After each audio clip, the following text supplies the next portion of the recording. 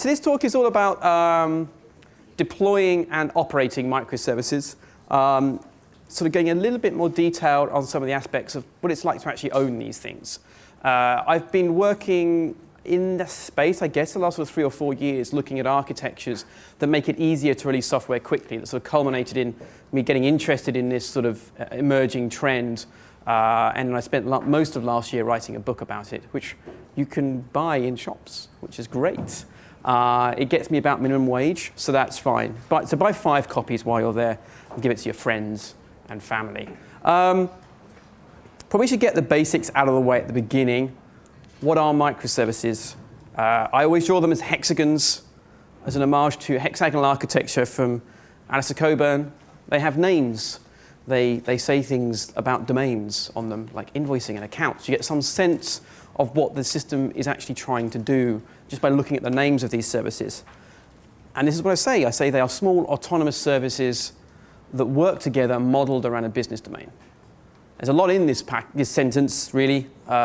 Things that are autonomous are great because we can go fast, get independent thought. Work together is like a nice, interesting clash. We want to have autonomy, but work together, that's quite difficult to pull off. Modeling around a business domain is quite important.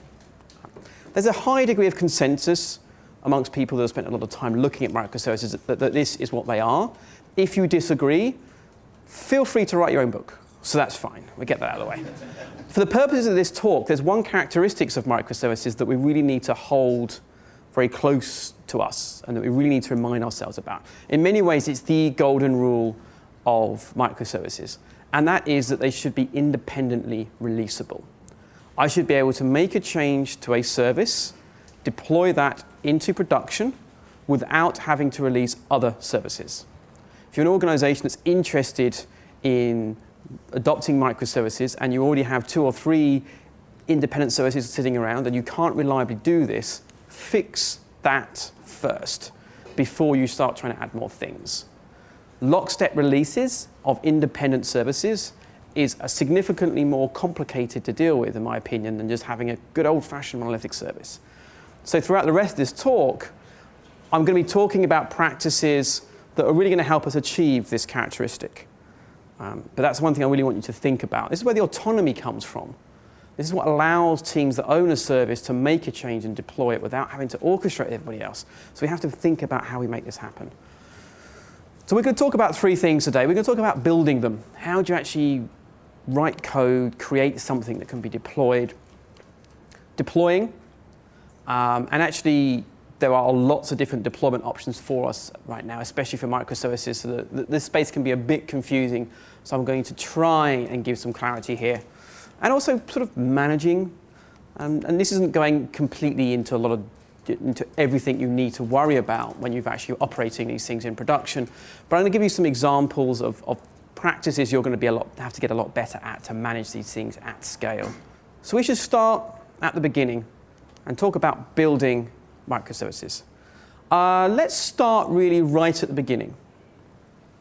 Hands up if you think you or your team is doing continuous integration. Now keep your hands up. Okay, keep them up for the rest of the hour. No. Now, keep your hand up if you are checking into mainline at least once a day. So you're not doing long-lived branches. Okay? Now keep your hands up if you've got a suite of tests to validate your changes. Lost a few hands. Okay. Now keep your hand up if it's your team's first priority to fix a broken build. We've probably lost about half of the hands. You can put them down now. Unless you've got very clean underpins, that's fine. There are some basic things that are useful to get right. Continuous integration is one of them. Microservices do not change that. So getting good at regularly integrating your changes is key. It actually should be easier with microservices because the code bases themselves should be smaller. But we do need to think a little bit about how the services map to version control and CI builds as well. We've got some options. Let's talk about some options. Well, here's the first one. We have a giant repository with all of our code checked in. And maybe the code for different services are in different folders. That's great. And then whenever we make a change to this repository, we have one CI build process. Let's think about what this means. If I check in, say, one change just to the service A over here, that big monolithic build is going to spit out 3 artifacts. Okay? All the same build number associated with them. That's just what's going to happen. So I'm going to be building things that I don't actually need to build, running tests on things I don't actually need to test. But it's a starting point. The downside should be fairly obvious. The first problem is that one check-in, I'm building lots of services. Not the service I changed, lots of services. And I also can't really independently deploy things because it's not obvious to me when I get these 3 new artifacts that come out, which is the one that's actually changed, and therefore which is the one I actually deploy. This setup makes a lot of sense very early on when you've got one team managing 2, 3, 4, 5 services. I think it's okay running for a few weeks, maybe a couple of months at most. The problem is every build puts out lots of services, therefore you get used to deploying lots of services together. If you carry that on for too long, you just get bought into the idea that doing lockstep releases of services is the good thing to do. So if you're in this space right now, think of it as a migration path to something else. Something a bit more sane, keeping with our single source control repository, having separate folders, and then having separate builds that trigger off those folders. So when I check in a change to service A, to the service A folder, it kicks off that build, and out comes that service. This allows me to make changes to services independently. I can check into the one source code repository, the builds kick off, and out come my artifacts. So this is a better place to be. I'm only building the services that have actually changed. It's useful so I can build and release them independently. It can, though, encourage you to make cross-repository, cross-service changes. From a developer workflow point of view, I've got one repository. It's easier. I just check all my code into that one big repo. But then you might find that people are regularly making changes on 2 services at once. And actually, that's not something you're going to be doing too often, because that's expensive. But it's still not a bad place to be. This is sort of going into an even more level of enforced interdependence. Separate repositories for services, separate builds for those services. Making changes now across those service boundaries is going to be more complicated. But at the same time, you've really enforced that level of interdependence. This is a sort of model that's going to make a lot of sense if you've got different teams owning those services, where you want to actually be able to control access to repositories by different people, different geographical locations, working with third-party teams. It's the sort of model you're going to be in. But just be aware that the developer workflow here is potentially going to suffer. If you are a team that is actively owning and deploying, say, 10 or 15 services, which is not that many for those organizations that use microservices at scale, think about what that means for a developer if they're having to manage changes in one of 10 or 15 or 20 repos. But certainly the key thing here, whichever model you pick, really, we want separate CI builds for our services so that we can trace back a change to a single artifact, we build that single artifact, and that's what we release. When we think about our pipelines, some of you have probably got these staged pipelines, right? We take an artifact that we've built, that's the first thing we do, we build that artifact, and then we move that through the pipeline, applying our tests. That's why I asked you about, do you have a suite of tests? These things are still useful, they're still important. I've done another talk actually talking about the types of tests you need to do. You want to think about this artifact as flowing through your system. You're applying little badges saying, yes, it's good enough to go into production.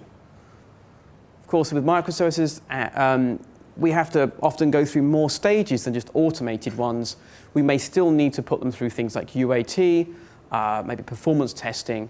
Again, those things may not change, but the total amount of work should be reduced because they're smaller units.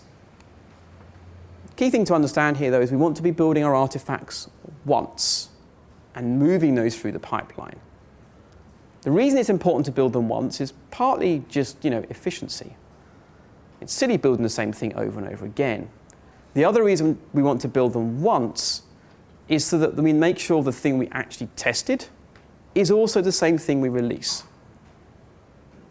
As we move along our pipeline, we go from sort of the developer laptop here through our CI tool chains, UAT, maybe performance testing into production, we're sort of wanting more production-like environments to validate that our software is actually going to work. And as we come back, we're sort of looking for faster feedback.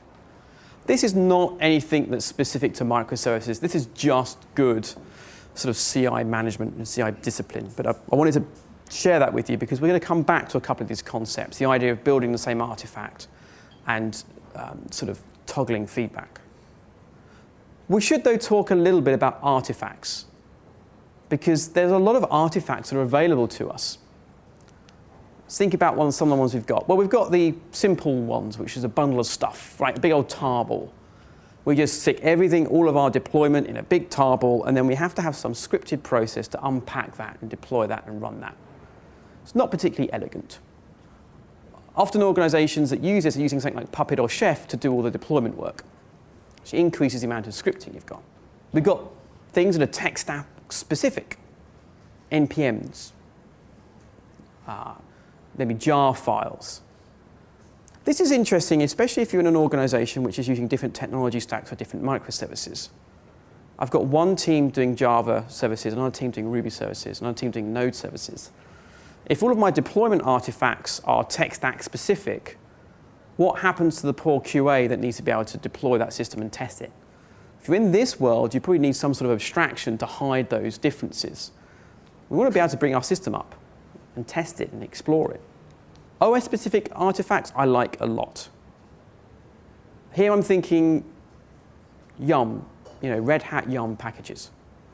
These are great, right? Because you create an operating system artifact. The technology of the service is hidden from you. You don't know if it's a Java or a .NET or whatever. It wouldn't be .NET. Actually, it could be .NET now. Things have changed. You can now run .NET apps on Windows and Linux machines. Who would have thought it? So creating an RPM file of your Go app, your Java app, your NPM app, you've got this sort of level of, I don't know what it is. I just install that RPM and my service is running. This is a nice abstraction layer. It also means that you're doing a lot less work in your configuration scripts to deploy them because you're just using the operating system's commands to launch this. So think of your CI process as creating an RPM file, a deb file, storing that in your artifact repository. It's a very nice way to go. Custom images. This is where we create a virtual machine image. We're going to come back to that idea because that's quite important. As are containers, because they open up some other possibilities to us. So we've created our artifacts, and now we actually want to deploy them. One of the first things we need to think about, actually, in the world of deployment is how many services we run on one box. The term box is very loose. I used to say host. But this is a question we need to ask and have an answer for, because this decision is going to limit our options around what our artifacts are and how we handle the deployment. When I say a host or a box here, I'm typically talking about an isolated operating system. So this could be a physical machine, it could be a virtual machine, it could be a container. Do I want one service per host, per operating system, or multiple services per host, per operating system? If we think about this world, where we have lots of services per operating system, this is the world of application containers. So this is IIS. This is WebLogic, WebSphere. Any WebSphere fans in the audience? We didn't think so. Right, so, but this is the traditional world that the Java people have been in and the .NET people have been in. Platforms like OSGI also fit here. We're running lots of processes sort of inside one JVM. And a lot of actor-based systems also work in this space. Where we have one service per host, we open up the possibility of doing things like having custom images, because I can take the operating system, the machine, the service, and make that a custom image that I spin up. People that create custom AMIs, they're having one service per machine. That works well for someone like Netflix, where one instance of a service will take up a whole 32 or 64 gig Amazon instance, right? So taking a lot of resources, even if it's a small code base. But that can be quite costly for services that actually don't need as many resources. But nonetheless, this is also the same model we use with Linux containers, and things like Docker, where we can do this quite efficiently. Now, I have a preference. My view is that this is a much simpler model from deployment, from operations point of view. It's a much simpler world to understand. It's easier to comprehend. This world, I've got challenges.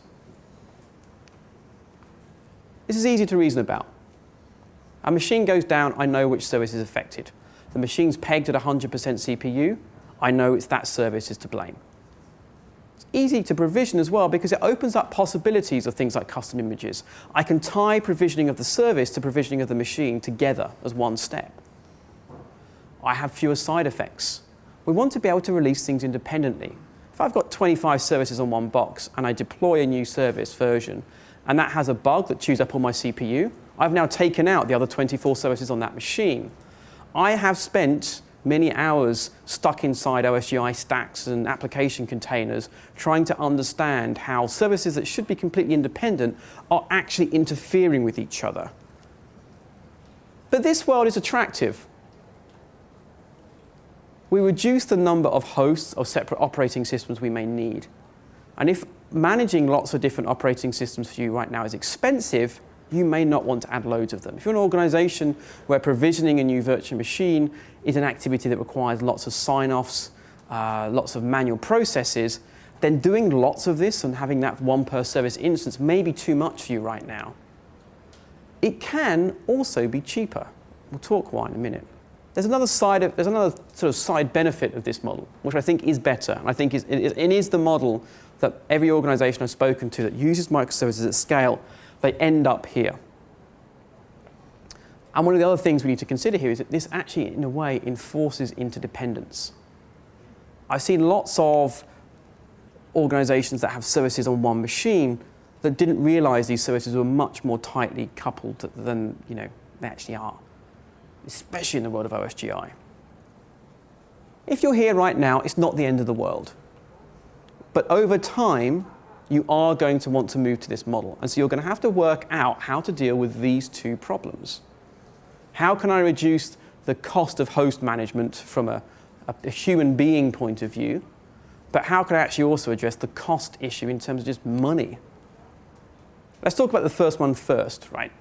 How can I reduce the cost of managing these hosts? The key here, doesn't matter what platform you pick, is being able to run some code and provision a host. That simple. I want to be able to write a line of code, and it brings up a machine, brings up a Docker container, a VM. It doesn't really matter to me. This is what we need. This is the key part of our automation. You need a culture of automation to manage microservices at scale. If you don't have a platform like this yet, it's okay, but you're going to find this being a limiting force in how aggressive you can be in your adoption of microservices. VMware actually lets you do this. I've yet to meet a VMware administrator that lets me do it, but technically speaking, I can run a line of code and have it bring up a VMware image. We've also got other platforms out there for off-premise hosted, like Amazon Web Services and DigitalOcean. For some people, platforms as a service offer these capabilities. I think the reality is that PaaS solutions that are on-prem are still a little bit immature, but nonetheless, that may be part of your operation.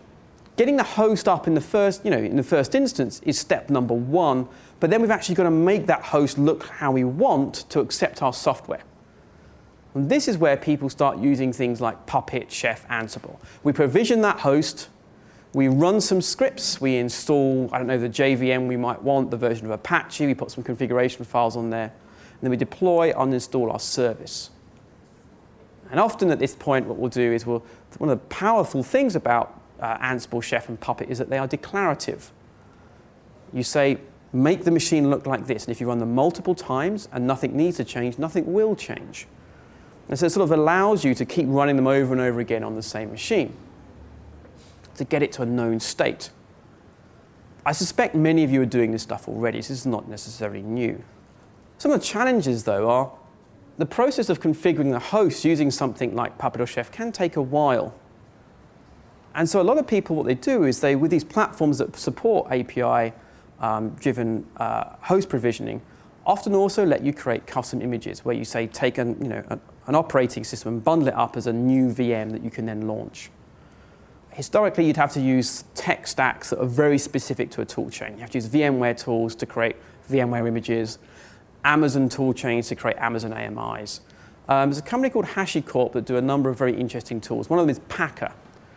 Packer lets you leverage those scripts you've got, those Puppet, Ansible, Salt, Chef scripts for configuring machines, and lets you use it to create custom images. So with my script, I can fire up an image for Amazon, DigitalOcean, OpenStack, VMware, or Vagrant. Vagrant is nice because many developers like using Vagrant on local machines to get production-like environments running locally. I would say we've been using Packer a bit internally. The VMware support is a little bit iffy, but it does work. So this allows me to take sort of a known operating system state and create a new image from it, a golden image from it that I can then spin up. So I don't have to keep installing the right version of Java, the right version of Apache on that machine every time I provision it, because when I launch it, it's there. But I can take that a bit further. I can bake my service in it as well. So when I launch it, my service is already running. This really lets us use it really helps us if we want to use a pattern called immutable servers. One of the problems when we have sort of these scripts that configure machines and we version control them is we assume that those scripts represent what that machine needs to look like. What sometimes happens is we have these lovely scripts that say, here's what I need for my system to work. And we run them, and then in production there's an issue, and someone logs onto the box and fixes it manually. And then suddenly, what we've got in version control and what we've actually done on the machine don't match anymore. It's what's called configuration drift. Immutable servers don't let you do this anymore. You launch the machine, and you can't change it. If you're on a new version of the service, you have to create a new image and launch that. It's a significantly safer world. Even from a security point of view, it can be quite powerful. Turn off SSH. No one can get on the machine. These things also can spin up quite quickly. If you think about spinning up an Amazon machine, it could take you a couple of minutes. Then I'm maybe installing the scripts I want, then I'm putting my software on top of it. Seeing convergence times of 10, 15 minutes or so for configurations where you need quite a few dependencies is not beyond the realms of possibility. But if I squashed all that down to a known golden image and I spin it up and everything's just there, I can be provisioning machines in a fraction of the time. Netflix uses this model. Their services are created, their artifacts are custom AMIs, created with their tool called Aminator. REA, the real estate company in Australia that I do some work with, they have a similar approach. Now, Packer adds an interesting spin on this, that because I can create images for different platforms, I have some level of provider agnostic sort of support. I could create the same image for Amazon and DigitalOcean if I wanted to. There are some interesting problems, though. Feedback can suffer. If the only way I've got of putting a new version of my software out there is to check in some code and wait for that image to build and then get that image launched on my platform, that can increase my cycle time, which is one potential downside. I sort of implied that having lots of hosts can be expensive. It's probably worth talking about why that can be the case. This is sort of a stack diagram of what standard virtualization looks like. It's actually, technically speaking, is type 2 virtualization. This is a type of virtualization done by VMware. So here we have some physical machine. We have a base operating system. And then we have a magical thing called the hypervisor, which advises things in a hyper way. It does lots of interesting characteristics, right?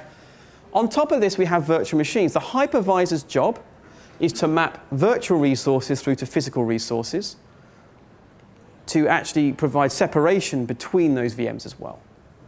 The more VMs you have, the more resources the hypervisor is going to need to use. So effectively, you're playing a little bit of tax almost for these extra virtual machines. The other analogy I use here is imagine a sock drawer. You open the sock drawer and it's just socks everywhere. You think, I need to bring some order to my sock drawer. And you put bits of wood in so I can have my red socks, my blue socks, my green socks, and my yellow socks, all in separate spaces. You don't actually have more space for socks. You put wood in, that takes up volume. You've taken away some of that volume for order, which is great, but there were fewer socks in your drawer now. This is what the hypervisor is doing, right? It takes up a certain amount of the resources of the machine. The more densely you try and pack VMs onto a physical machine, the more percentage-wise the virtualization technology is taking resources away from your services, which is actually why having lots of very, very small VMs can be quite costly, because the amount of money you're paying to get some CPU, memory, or I/O is shifting around.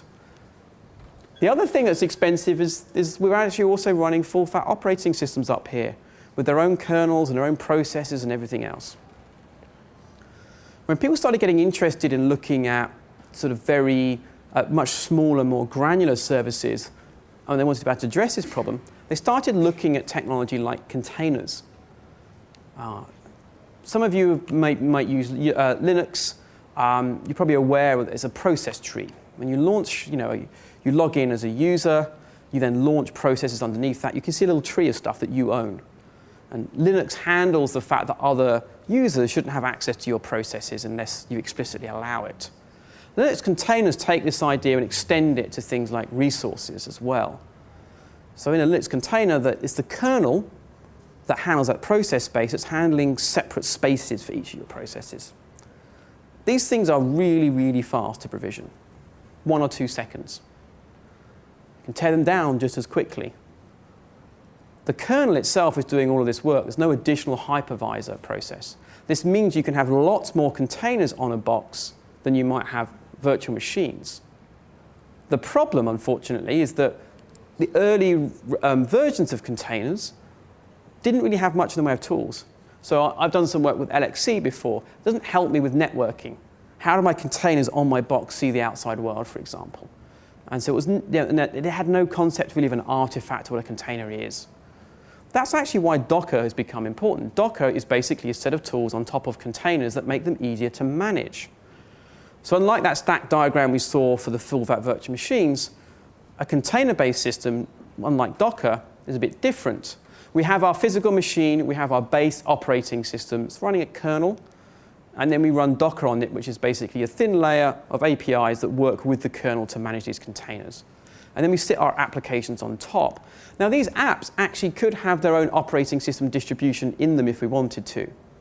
So I could be running Ubuntu up here and Red Hat down here. The key thing is they share the same operating system kernel. So not only is the Docker process using far fewer resources to manage these containers, but the containers themselves are also lighter weight. What Docker gives us on top of containers is the ability to manage images. So I can create a Docker image, store that in a registry, and then use the command line to launch instances of those containers.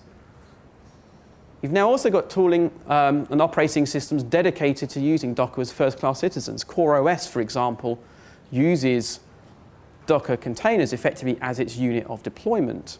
They also provide tools for managing sort of clusters of Docker containers. The reason people love this stuff is because you can really, really densely pack containers on a machine. You have significantly finer grained control over the resources these machines have, more than you do with VMs. These things are screamingly fast to stand up and tear down, which is great if you need to scale fleets in production, and fantastic from a developer productivity point of view. I can also run significantly more containers on my local laptop than I could virtual machines. So from a developer point of view, in terms of recreating production-like environments, I'm also in a better space. Interestingly, Packer can also create Docker images. So if you start off with the approach of using Packer to create custom images, you could then adapt that into creating Docker images instead. It's like a progression. So maybe you can go from sort of these semi-permanent servers where you run the same scripts over and over again to image-based deployments, letting you do immutable servers, and then sort of ending up at the glory of Docker. I would say that there is a huge amount of hype out there right now about Docker, and I can kind of understand it. But the ecosystem of tools around it is getting a bit confusing. There are some missing building blocks right now. One of the key ones is we don't really have a clear winner in the space of scheduling, so how you handle wanting to launch a Docker container on a cluster of machines and having something that will find the right machine to run it on. That's a very, that's a space undergoing a lot of churn. Likewise, software-defined networking in this space is still a little bit immature. Although Docker just acquired a company of a friend of mine called SocketPlane that does this. So this space is crazy, it's nuts. There's tools being thrown in there, there's VC money going in there. I think ultimately we're going to be the winners. But if you do decide to start using Docker, don't be surprised if the tool chain you're using today is quite different in even just 6 months from now. So just be aware of that. Let's come back and talk about the pipelines that I showed earlier, though, because we want to touch on one other issue when it comes to handling deployment. We have this idea of the pipeline going from left to right. We create our artifact as part of the build step, and we move it through these stages, verifying, is it good enough to go into production?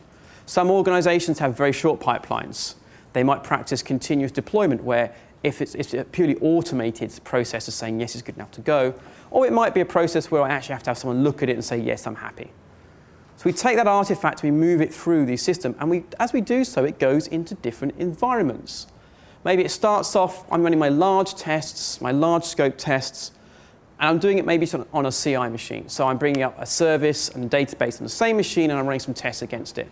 It's not very production-like, though, right? So there's a potential that some defects that are only seen in a production configuration wouldn't be found here. I then move into the world of UAT, and I want a slightly more production-like setup to help me track down any problems. So maybe now I'm deploying onto 2 machines with a separate database and a separate machine.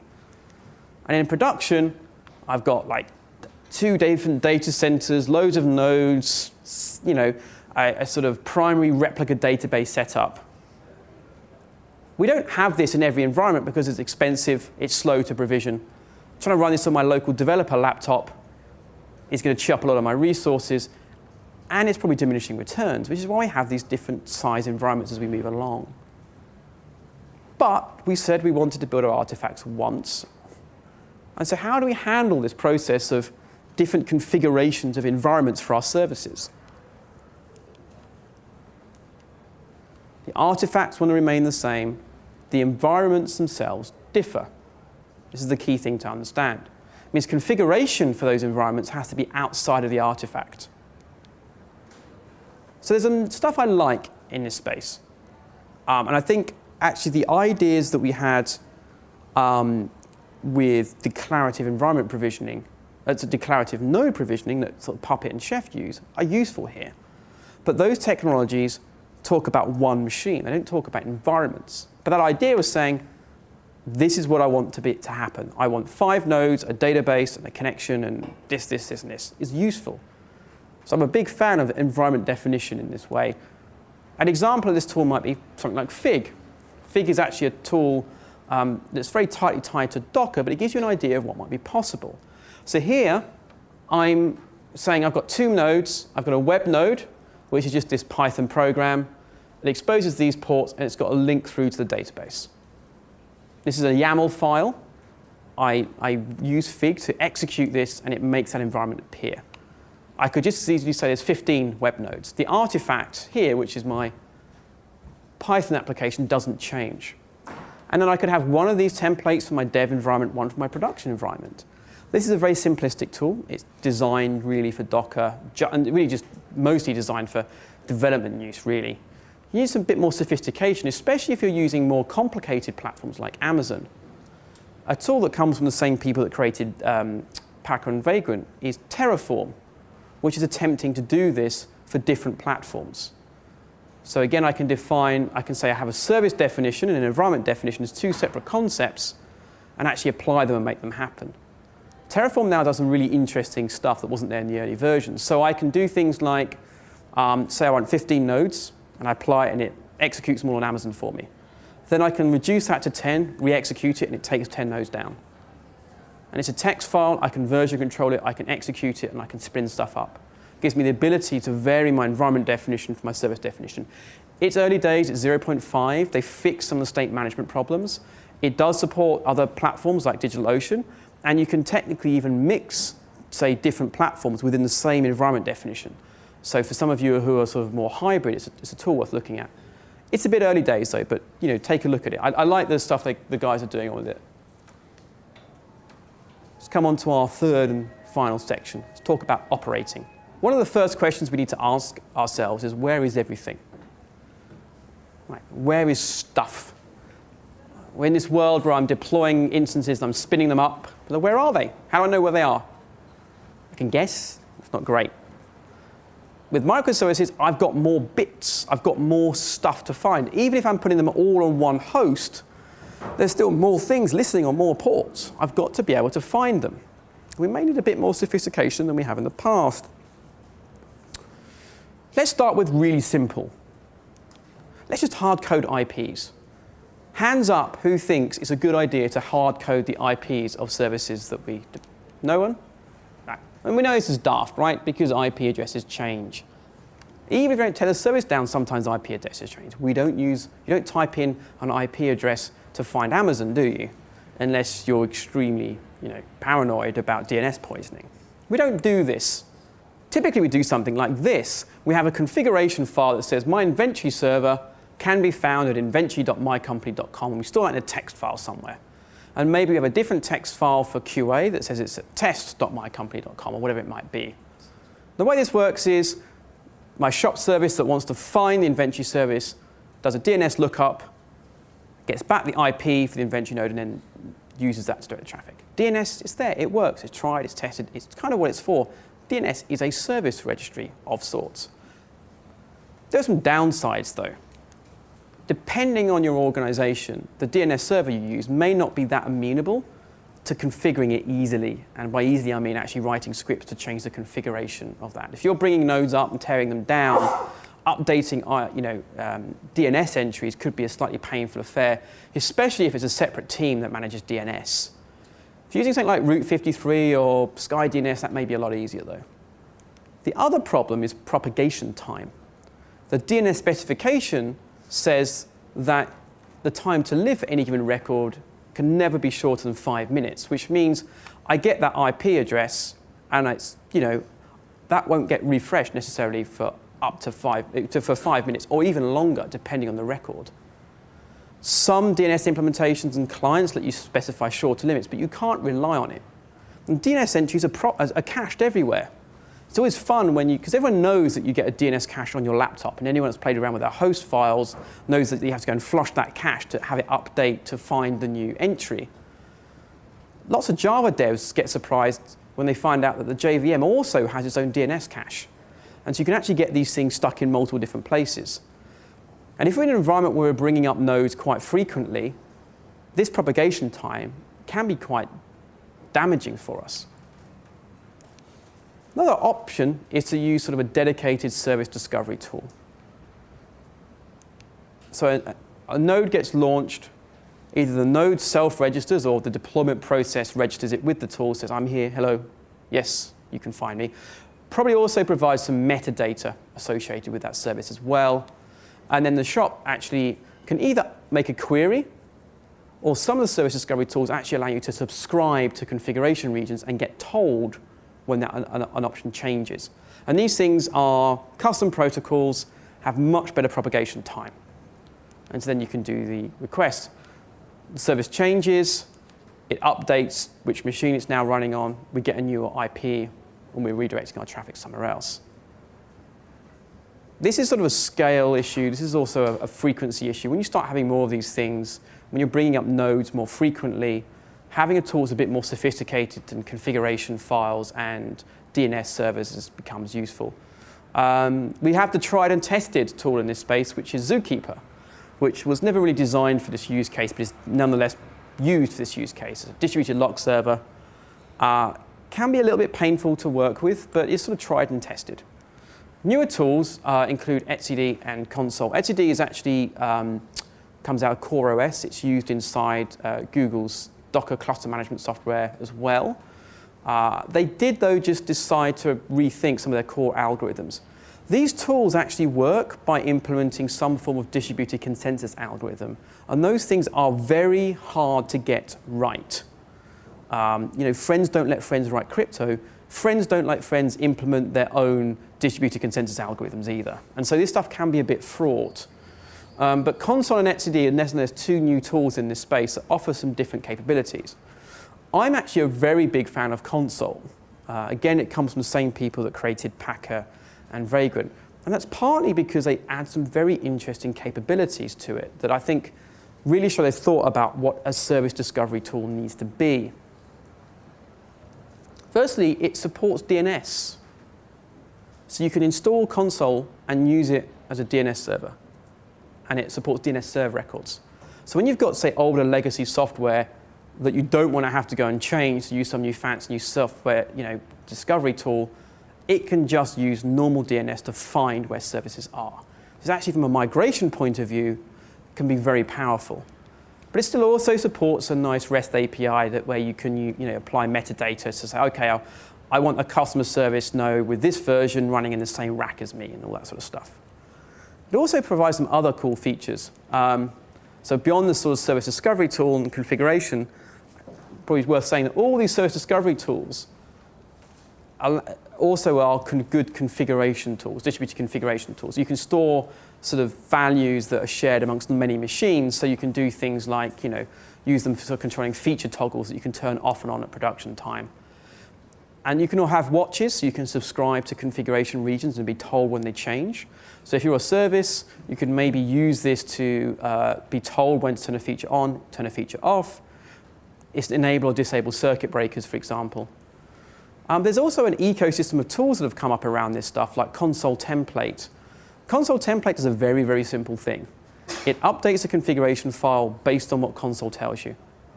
That seems very simple. What's actually, though, is very powerful. Think about something like Mud Proxy, which is a software-based load balancer. That's driven by a configuration file. As I'm bringing up nodes in console template is updating that configuration file, automatically reconfiguring my load balancer, making client-side load balancing driven from console very easy. Very cool stuff. Yeah, don't do this.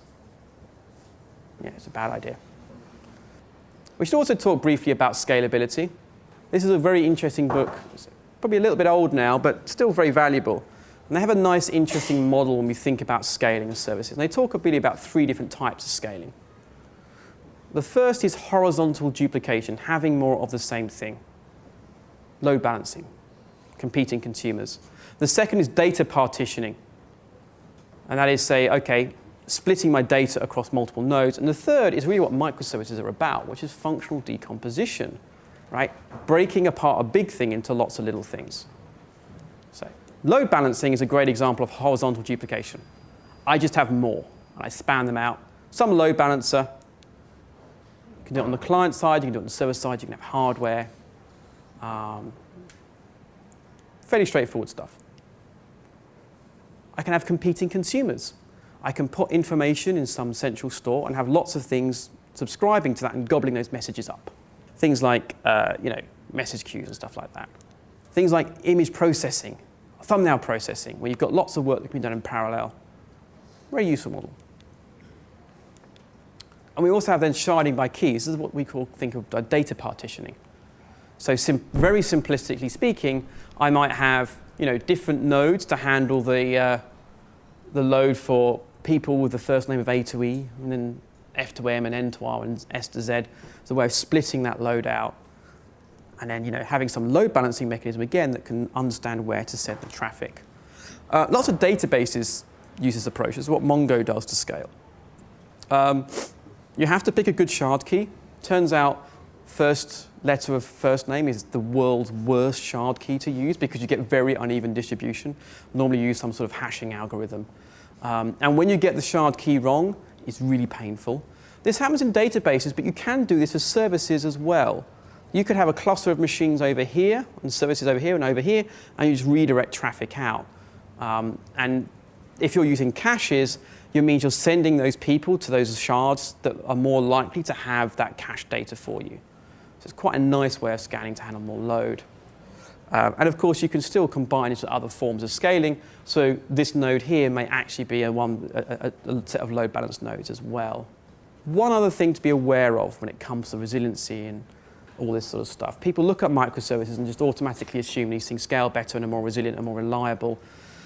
And it's not always the case. I was doing some work with a client about a year ago, and they talked how we've gone from a monolith to 10 microservices, but it's really, really brittle. Like whenever one of our services stops working, the whole thing stops working. And what they've basically done is put their brain in lots of different jars, right? They've taken all the functionality out of one node, and split that out into lots of little services. But they still worked under the assumption that all the nodes were always up. And so whenever one of those services stopped working, the whole system jammed up. They had never thought about what happens if this node stops working or this node stops working. And it actually increased their surface area of failure. There were more networks that could go down and cause a failure, more nodes and machines that could go down and cause a failure. And this was pretty bad for them. They had a now more brittle system. So a friend of mine on Twitter calls this a distributed single point of failure. Right? You don't get resiliency for free. You do have to think about what happens if every single component in my system fails. What do I do about that? Now, of course, it's not just other people that make mistakes. I also make mistakes. I'm going to share with you a story that comes from my dim and distant past back in 2009. We were working with a company that works in the space of classified ads. And they started off sort of giving away sort of free sheets and like these things you get in news agents and you go and buy like vacuum cleaners or whatever it might be. And they had a very small website. But over time, of course, more and more people moved online and their website got bigger and the print business got smaller. But all these apps have sort of been just hacked together on a case-by-case basis. And they realized that with the online world being where most of their business comes from, they needed to move on to something new. Now, we use a very standard approach pattern to deal with this problem. What we were going to do was take the most valuable sort of verticals they had, take that part of the system and re-implement that on a new platform that was going to be more efficient, more robust, more reliable. And then leave the old applications that were for less used verticals alone. We use effectively a strangler application. So here's our new code base up here, implementing the new functionality. And when we got calls in for the older apps that we hadn't yet moved over, we would just intercept those requests and send them on, redirecting them back up. The idea being that once we rewrote this, the calls would just be handled within this sort of layer of the system. We had 10 nodes handling this site in production. 10 nodes was huge overkill. At peak, we were hitting about 6,000 requests per second. Most of that was cached.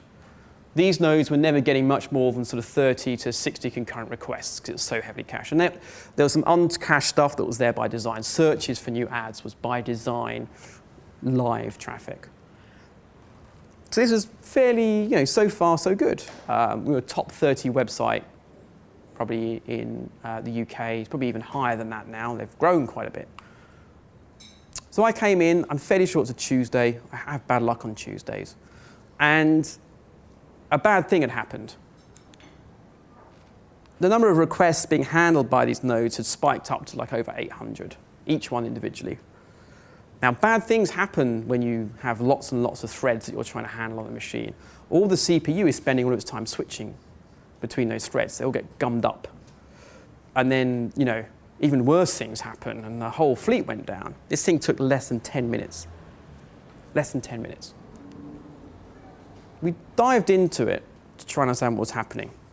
And we found out that one of our downstream legacy applications was failing in the worst way anything can fail. Really, really slowly, right? When I make a call and you immediately go, no, great. I can immediately respond. I'm freeing up the resources. I can handle it quickly. This thing was just taking ages to go. Computers say no, right?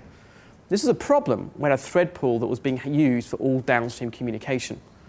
So all these little workers, and they're all running off to the services and coming back with the information. Because this thing was taking so long to respond, all these workers were tied up waiting for this service to respond. Very annoyingly, the default timeout with the connection pool we were using was like 2 minutes. No human being in the world in this day and age spends 2 minutes waiting for a web page to load. They hit refresh. So these requests that were tied up in this thread pool were actually for browsers that had already gone onto other pages. So this thread pool was all now gone. It was full up with workers waiting for a response from this downstream app. And that was very galling because the rest of the stuff was still working fine, but nothing else could get through. And the requests just kept coming and coming and coming, blocking waiting on the pool because they also were not timing out quickly enough. And this is where the spike came from. The annoying thing was the app that wasn't working was from one of the smallest verticals that generated the least revenue, and yet nothing was working. We ended up fixing this in a few different ways. The first thing we had to do was fix the timeouts. 2 minutes are too long, put it right back. So that would hopefully ensure that the threads got put back in the pool more quickly. The second thing we did was have separate thread pools for each of the downstream systems. This is a form of bulkheading. If you think about, you've got a big ship, you hit a rock, the water starts rushing in, you run down to the hold, you close the big metal door, you limit the damage, the boat hopefully stays afloat. What we had was one big hold effectively with the thread pools. By having separate thread pools, even if one did become exhausted, we'd still allow the rest of the traffic to flow. We also put things in called circuit breakers around these. Nowadays, you can get open source circuit breaker implementations for most language stacks. Back then, we had to write our own. Circuit breaker works just like sort of the fuses do in your house. When you get a surge of electricity, those fuses blow to stop your appliances blowing.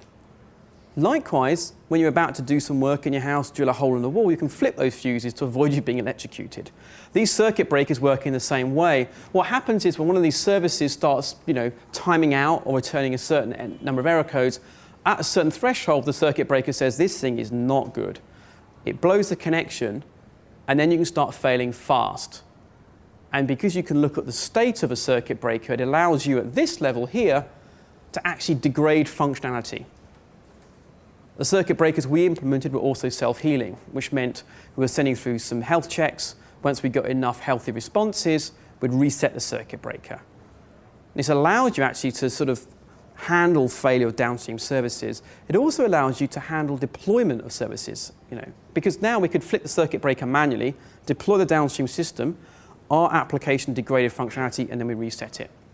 So for Java, you've got Hystrix, which the Netflix guys use in pretty much everything to handle resiliency of server-to-service communication. For Microsoft, you've got Poly, and there's a Ruby mix-in. All of these patterns were written in a book by Mike Nygaard called Release It. If you buy one book this year, buy my book. If you buy 2 books this year, buy Mike's book and my book. It's a fantastic book. It's got a plane on it. It's all about building resilient and reliable systems. I just wish he'd written it a year earlier than he did, but it did save our bacon. The reality is when you move to microservice-oriented systems, you will see a lot more potential sources of failure that you wouldn't have seen in the past. You have to ask yourself questions like, what happens if the catalog is up but inventory isn't? Do we still place an order even if we don't know if the stock's there? With a monolithic system, you tend not to think about this stuff because almost your system state is binary. It's either all up or all down. It's either a giant catastrophe or, it's fine. With microservice systems, especially at scale, you're going to have a lot more of a gray area in terms of how things work. We're just coming up on time. There's lots more I could share with you. It's in the book. Buy the book. One of the things to understand with all of this is that microservices give you a lot of potential awesome benefits, right? I can try new technology more easily because my eggs aren't all in one basket. I can release software more quickly. I can scale bits of my system independently. I can, and more cost effectively as well. But to do so, I may need to get my head around new technology. And I think unlike what some people have said, I saw a blog post recently by Uncle Bob saying, all that operation stuff is an implementation detail when it comes to microservices, is actually unfortunately rubbish. You are going to need to get a lot more advanced in how you handle things like monitoring, logging, deployment, building of services, which is also why I tell people, go gradually with this stuff. Think of microservices like a dial, right? And you start over here with like a monolithic system, and then you think, let's try a couple. And you try a couple, and you turn that dial up, and you see, wow, how was that for everybody? Anyone get hurt? Anyone electrocuted? No? Well, we'll turn that dial up a bit more. And as you do, you'll find the different levels of pain you've got in your organization.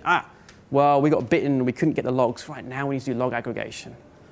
We couldn't work out what was slow. Okay, now we need to get better at managing our metrics.